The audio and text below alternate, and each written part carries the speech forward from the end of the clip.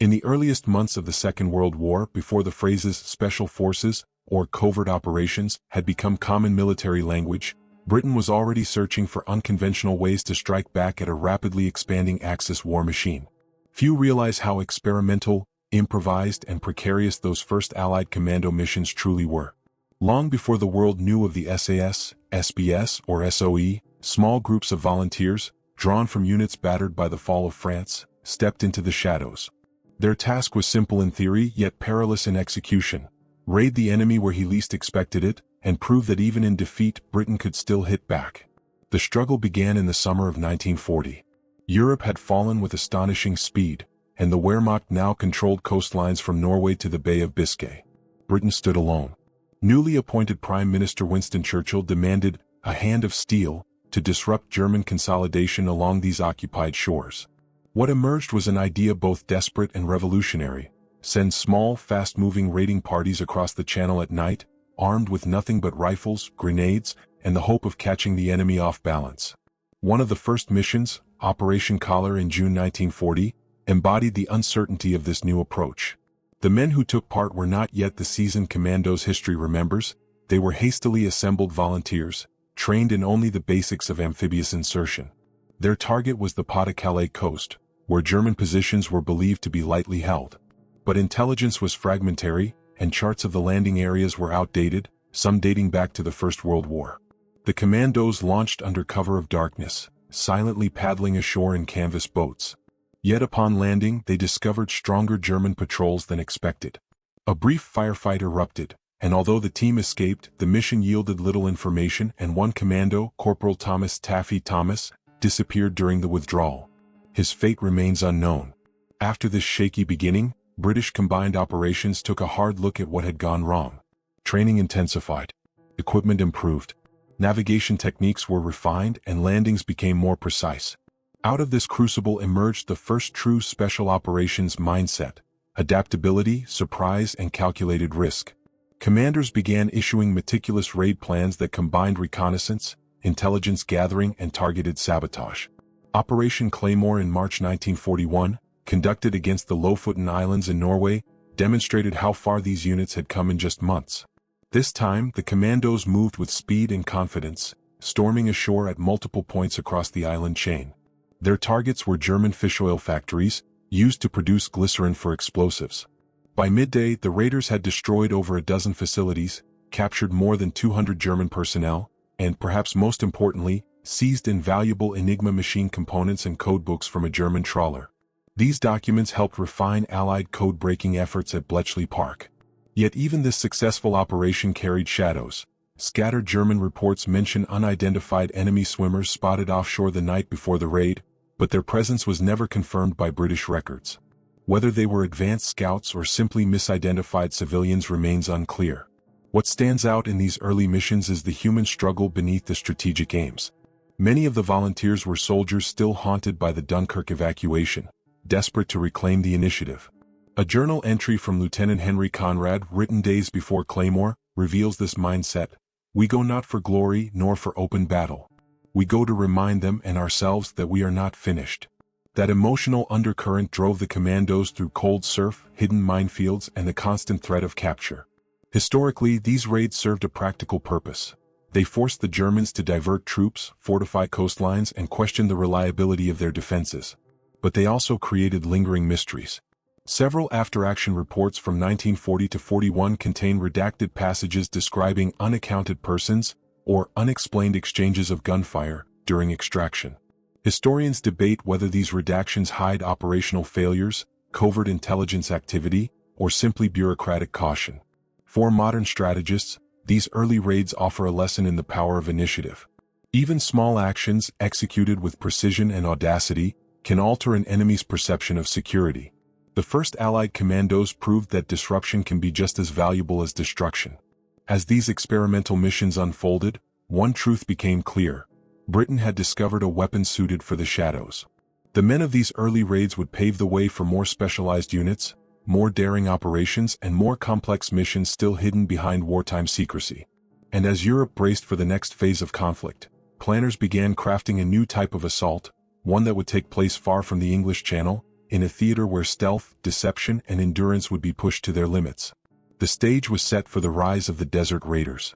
Long before the world associated the Special Air Service with covert modern warfare, its earliest operations unfolded in the most unforgiving arena of the Second World War, the North African desert. In 1941–42, this vast, windswept battleground became the proving ground for a type of warfare unlike anything the British Army had attempted.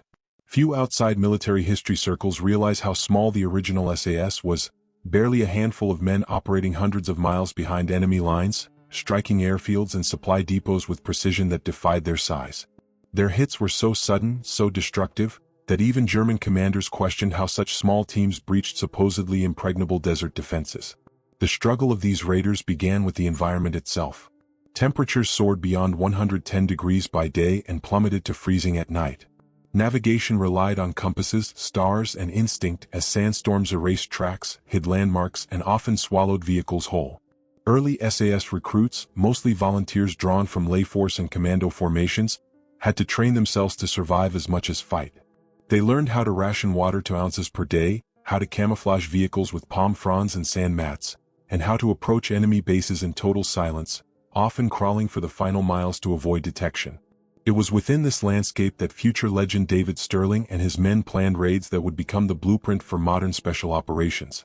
In December 1941, the SAS mounted one of its formative missions against Axis airfields around Gazala. The plan was brutally simple: infiltrate at night, plant time-delayed explosives on parked aircraft, and withdraw before the enemy realized anything had happened. The challenge lay not in planting explosives, but in reaching the airfields undetected. Working alongside the Long-Range Desert Group (LRDG), the SAS was transported across hundreds of miles of open desert, skirting Italian patrol routes and German reconnaissance flights. Once near the target, the men moved on foot, guided only by moonlight and the distant silhouettes of hangars. A field note from Sergeant Bob Bennett, preserved in the Imperial War Museum, captured the tension of such nights. You could hear your own heartbeat louder than the guard's footsteps. The desert holds sound differently, like it waits to swallow it until the moment matters. The teams crept between rows of aircraft, wiring explosive charges to fuel lines, engines, and undercarriages. Minutes stretched into lifetimes as they worked, every rustle of sand threatening exposure. When the final charge was set, the men melted back into the night, retreating miles away before the first detonation ripped through the still desert air. By dawn, more than 20 Axis aircraft lay in burning fragments. As these raids intensified in 1942, the German and Italian high commands grew increasingly perplexed. Luftwaffe officers at the Bars and Tmimi airfields reported that attackers seemed to appear from nowhere and vanish into darkness, leaving behind no identifiable traces. Some German records even speculated that Allied forces were using parachute insertion or undercover agents disguised as desert tribesmen, neither of which was true. The real secret lay in the seamless cooperation between the SAS and the LRDG, whose unmatched desert navigation allowed small units to bypass Axis defenses entirely. Operation Bigamy in September 1942, intended to strike Tobruk, revealed the razor-thin margin between success and failure. Mechanical breakdowns and unexpected enemy patrols forced the raiders to abort the main attack, and several vehicles were lost in clashes during withdrawal. Yet even in setback, the mission demonstrated the resilience that defined the SAS. A number of patrols became separated, and one team, led by Lieutenant Roy Cook, went missing near Bir al-Ghurari. Their fate was never fully recorded. Only scattered Italian reports mention the discovery of burned-out trucks days later. Whether the men escaped into the desert, were captured, or perished in the heat remains one of the North African campaign's quieter uncertainties. The insights gained from these operations were profound. Desert raids forced Allied commanders to rethink the value of small mobile units capable of striking deep into enemy territory. They proved that destruction of aircraft on the ground, rather than in air combat, could dramatically shift the balance of power. By mid-1942, SAS operations had destroyed more Axis aircraft on the ground than the entire Desert Air Force shot down in the air during the same period. Such statistics, once buried in classified files, speak to the effectiveness and daring that defined these missions. Modern military strategists still draw lessons from the SAS Desert Campaign: mobility over mass, adaptability over rigid planning, and the immense strategic value of misdirection. But beyond strategy lies the deeper human dimension, the courage of men facing not only an enemy army, but the relentless desert itself. Each raid was a gamble with heat, thirst, and the unknown. As the North African War escalated, so too did the ambition of Allied covert operations. With every successful strike, planners began looking for opportunities across new theaters, Europe, the Middle East, and even occupied France, where sabotage, espionage, and precision raids could reshape the battlefield. And among these evolving missions emerged one of the war's most curious operations, a sabotage mission deep in France whose escape route remains only partially illuminated by history's fragmented record. In the spring of 1941, before the world fully understood the scale of the secret war unfolding across Europe, a small team of British-trained operatives carried out one of the most precise and least discussed sabotage missions of the early conflict. Operation Josephine B, often overshadowed by larger SOE undertakings, demonstrated how a handful of determined saboteurs could cripple German infrastructure with near-surgical accuracy. Few civilians ever learned of it, and even today parts of the mission's execution and escape remain shrouded in gaps, redactions, and missing field documents. Yet its impact was unmistakable. A small strike deep inside occupied France that disrupted vital German supply lines at a critical moment in the war. The struggle began with the target itself, an electrical transformer station in Pessac, near Bordeaux. The plant supplied power to a critical railway junction used by the Germans to move troops, fuel, and equipment from Spain and France toward the Eastern Front. Its destruction, planners in London believed, could slow the German logistical flow for weeks. But the difficulty lay not in the sabotage, it lay in reaching the target. France was heavily occupied, crisscrossed by Feldgendarmerie checkpoints, local informants, and unpredictable rail patrols. To insert a small SOE team into Bordeaux meant operating entirely alone, without the resistance networks that would later support Allied missions. The 6-person team chosen for Operation Josephine became from the clandestine F section, newly formed under the Special Operations Executive. They were young, multilingual, and trained in explosives, fieldcraft, and covert movement. Among them was 25-year-old André Girard, whose wartime notebook later provided one of the few first-hand clues to the mission's atmosphere. In a short entry dated May 9, 1941, he wrote, "Everything depends on silence, our own, and the silence of a France that must hold its breath with us." Infiltration began quietly. The team parachuted into southwestern France under low cloud cover. Their landing zone, a remote field outside Ruffic, was chosen for its isolation, yet the descent was nearly compromised when a farmer heard the first canopy snap in the wind. The operatives lay still for nearly an hour, concealed in a haystack, until the man returned to his farmhouse. Only after moonlight faded did the group begin the long trek toward Bordeaux, moving by bicycle, on foot, and occasionally clinging to the underside of freight cars to bypass checkpoints. Arriving at Pessac, the team conducted 2 nights of reconnaissance. The transformer station was ringed by barbed wire and illuminated by rotating searchlights. A small contingent of German guards patrolled the perimeter. The operatives observed guard rotations, measured the distance between lamp posts and blind spots, and timed the interval between passing patrol cars on the adjacent road. Every detail counted. A misjudged angle or hurried movement could expose the entire operation. Just after midnight on May 11th, they struck. Dressed as railway workers, the saboteurs cut through the outer fence with padded wire cutters, muffling each snap of metal.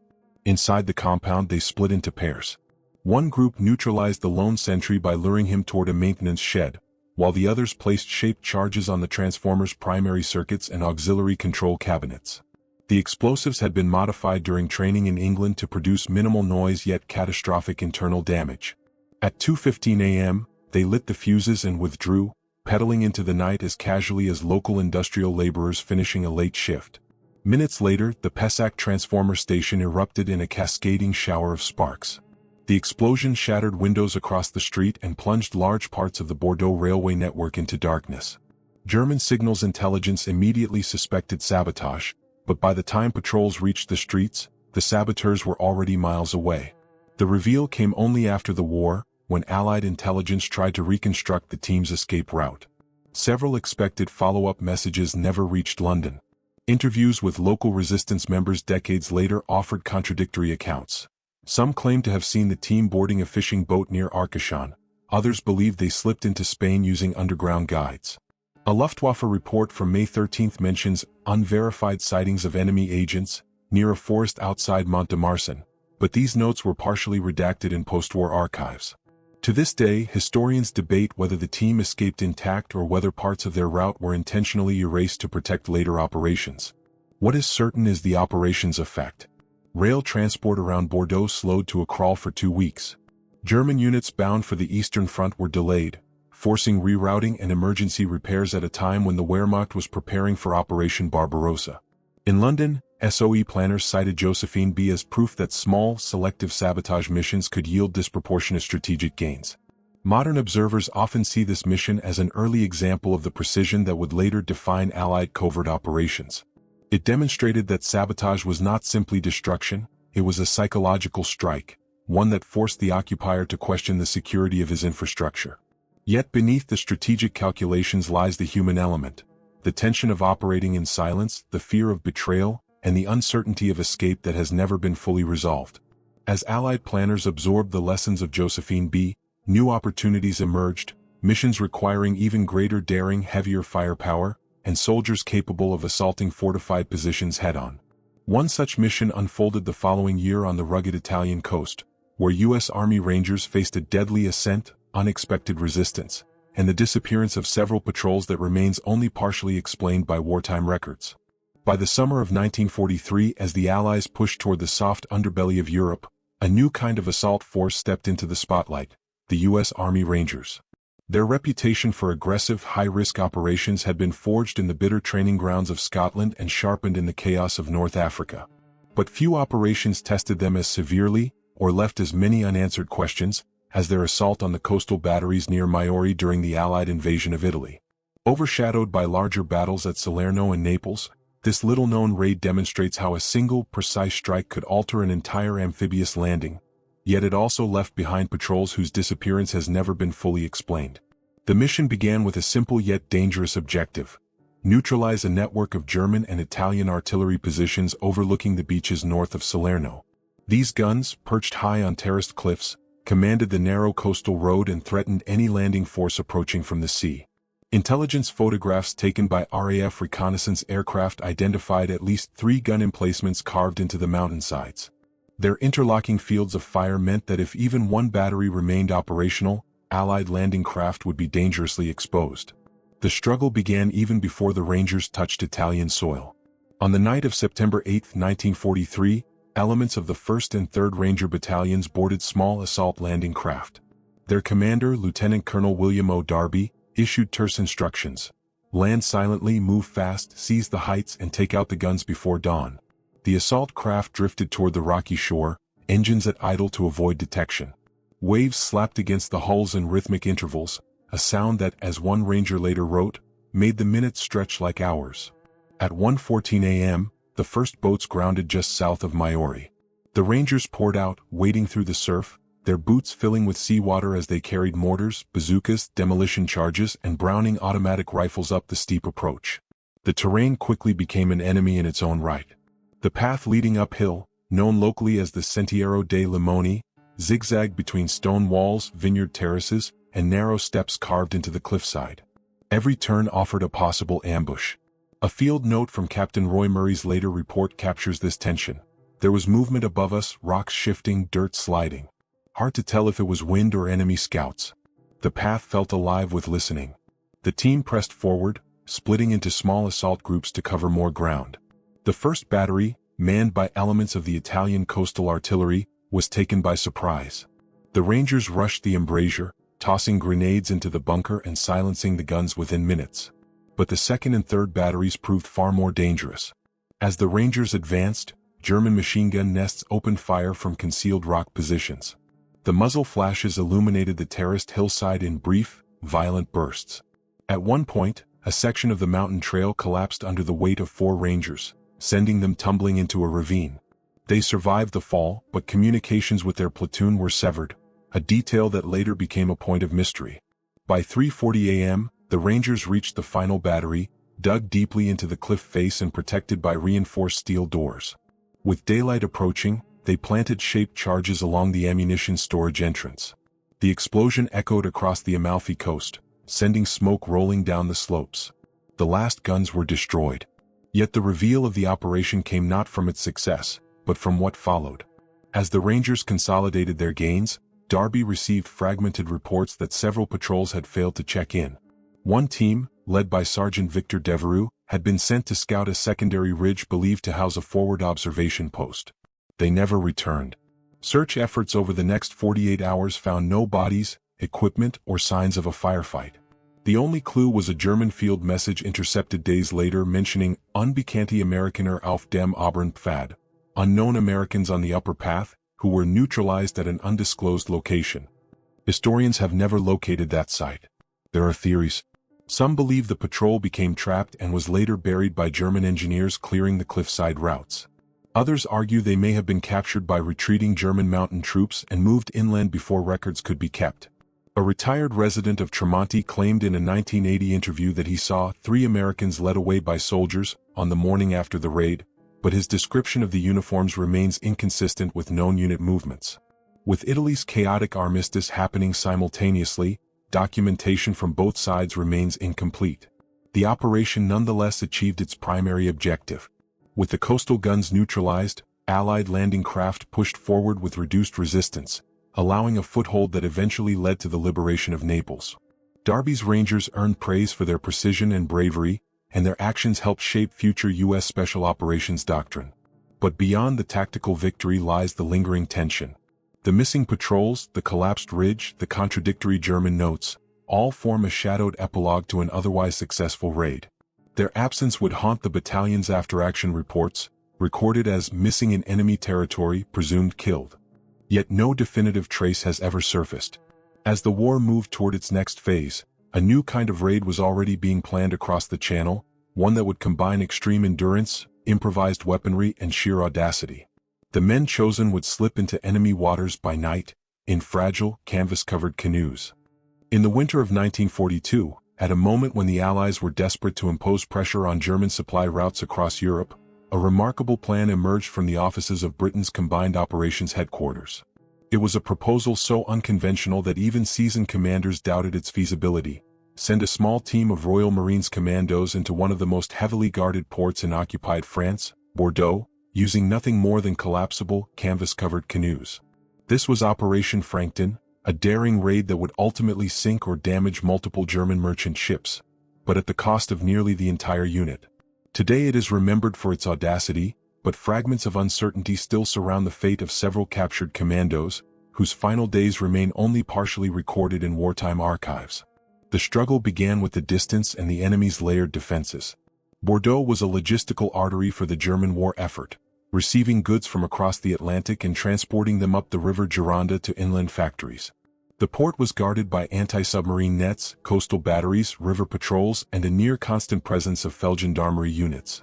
A surface approach was out of the question. Submarine insertion offered the only hope of surprise, and even then the commandos would have to paddle more than 60 miles upriver through shifting tides and freezing December conditions. The unit chosen for this extraordinary mission was the Royal Marines Boom Patrol Detachment, RMBPD, later considered an ancestor of the modern Special Boat Service.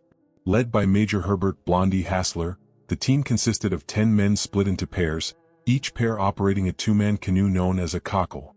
These fragile craft, made of plywood frames and canvas skins, were designed for stealth, not comfort. Packed with limpet mines, compasses, food rations, and paddles, each cockle weighed nearly as much as its crew. On the night of December 7, 1942, HMS Tuna surfaced off the Gironde estuary. Heavy seas slammed against the submarine, threatening to swamp the canoes before they were even launched.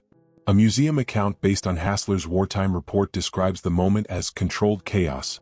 Waves surged over the casing while the teams wrestled their cockles into the water. One canoe, number C1, was damaged while being lowered, and its crew was ordered to remain aboard. Only 5 cockles made it into the pitch-black water. At 2000 hours, the commandos began their long ascent of the Gironde. They paddled through bitter cold, fighting the tides that reversed direction without warning. Riverbanks blurred into shadows. German patrol boats drifted past, lanterns sweeping across the water. At one point, a patrol vessel passed so close that the commandos could hear the crew speaking. They froze mid-stroke, allowing the current to drift them toward reeds until the danger passed. The second day brought the mission's first casualty. Canoe C5 capsized in swirling currents, leaving its crew hypothermic and unable to continue.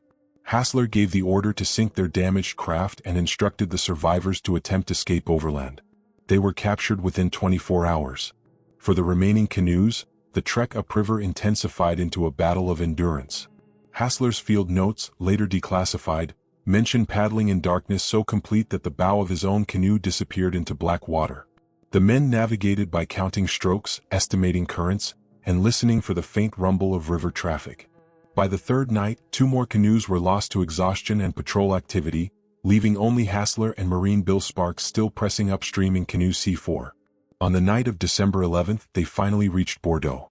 The port lay silent under blackout conditions. Working methodically, the 2 men attached limpet mines to the hulls of multiple German cargo ships using long bamboo poles to maintain distance. Once the final charge was set, they slipped back into the river and paddled toward the outskirts of the city. Hours later, explosions tore through the docks, damaging or sinking at least 6 German vessels. Observers in London later described the effect as a disproportionate blow delivered by only 2 men. Yet the reveal and the lingering shadow comes after the raid. Hassler and Sparks abandoned their canoe, disguising themselves as traveling laborers as they moved south toward the Pyrenees. Their escape took weeks and involved multiple resistance contacts whose identities remain partially classified. They eventually reached Spain. The fate of the other 8 men, however, is less clear. German records confirm that several captured commandos were executed under Hitler's notorious Kommandobefehl, the Commando order. But inconsistencies persist. One Luftwaffe police report mentions 2 unidentified prisoners transferred to an alternate holding site, but the location is redacted. A French witness from the town of St. Vincent de Paul later claimed he saw British soldiers marched away under guard days after the documented executions. Historians still debate whether these reports refer to the same men or to a separate, unidentified patrol. Operation Frankton succeeded in its strategic intent, forcing the Germans to divert resources and tightening security across French ports. Churchill later commented that the raid shortened the war by several weeks. But beyond its military effect, Frankton remains a testament to endurance, men battling not only the enemy but cold, fatigue, and the river's relentless pull. As the Allies studied the raid's lessons in stealth and infiltration, new missions emerged in yet another unforgiving environment: the icy fjords and rugged mountains of Norway, where Allied commandos would soon carry out a series of precision strikes whose records, many still partially classified, hint at stories known only in fragments. As the war entered its final, grinding phase, a quieter but no less critical front unfolded far to the north, across the frozen fjords, mountain plateaus, and isolated valleys of Norway. Here, Allied commandos faced an environment as lethal as any enemy formation. Snowstorms hit like battering rams, temperatures plunged below -20 degrees Celsius, and daylight vanished for months. Yet within this hostile landscape, Britain's Special Operations Executive, SOE, Norwegian resistance factions, and specialized units like the Norwegian Independent Company No. 1, better known as Compagnie Ling, conducted a series of daring raids that continue to command respect and intrigue. Some of these operations are well recorded. Others remain partly veiled behind classified files and incomplete German reports. What they accomplished, however, played a quiet but decisive role in isolating German forces and sabotaging their logistical and technological ambitions. The struggle in Norway centered on a strategic reality few civilians understood. Germany had poured significant resources into the region, exploiting its ports, heavy water facilities, and communication networks to support both the Atlantic U-boat campaign and advanced weapons research. The rugged coastline teemed with German convoys carrying ore, fuel, and supplies for the Reich. Any disruption to these lines, no matter how small, had the potential to ripple across the entire German war machine.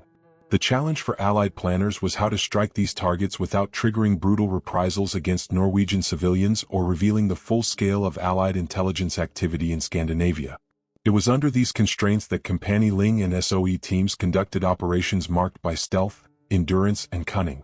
Among the most notable and most mysterious were the radio sabotage missions of 1944, aimed at crippling German communications linking northern Norway with U-boat command centers.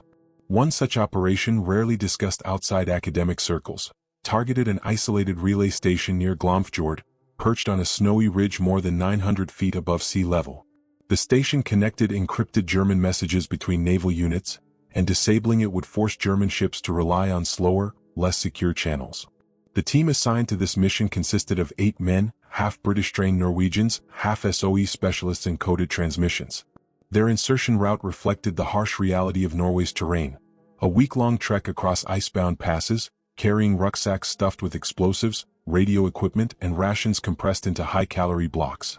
An unpublished diary entry from one operative, later donated anonymously to the Norwegian Armed Forces Museum, notes, "The wind cut at us like a knife. Sometimes we crawled because standing meant being blown from the ridge. At night, the mountains were so silent we could hear our ice axes tremble." After days of climbing, the saboteurs reached the communication station under cover of a blizzard. What followed was a textbook example of precision. 2 men disabled the guard hut with chloroform and bindings, while others worked inside the facility to plant plastic explosives along the transmitter cores. At 3:12 a.m., the charges detonated in a muffled burst beneath the storm's howling wind. The station fell silent. German records later revealed that confusion spread through naval channels for more than a week. Yet the reveal and the mystery emerged during the team's retreat. Only 6 of the 8 men reached the extraction point. The last 2, traveling in a separate pair to mislead German trackers, vanished somewhere along the icy plateau. Post-war searches found no remains, equipment, or evidence of gunfire.